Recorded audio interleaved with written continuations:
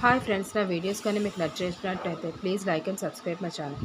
ఈరోజు పడిమటి సంజయరాగం సీరియల్లో జానకి ఆద్య శ్రీనుల divorce papers పట్టుకొని వస్తుంది. వచ్చి శ్రీనయ్యని పిలుస్తుంది. సంతకాలు పెట్టి శ్రీనయ్య అని. దానికి శ్రీను పెట్టనని చెప్తాడు. అప్పుడు వాళ్ళ అమ్మ మట్టుకు పెట్టు శ్రీను అని చెప్తుంది. లేదమ్మా నేను పెట్టను అని అంటాడు. ఈలోపు జానకి అంటుంది, పార్వతి నువ్వైనా చెప్పు అని అంటే, నా మాట వినేలా ఉంటే బాగుండు అక్క అని అంటుంది.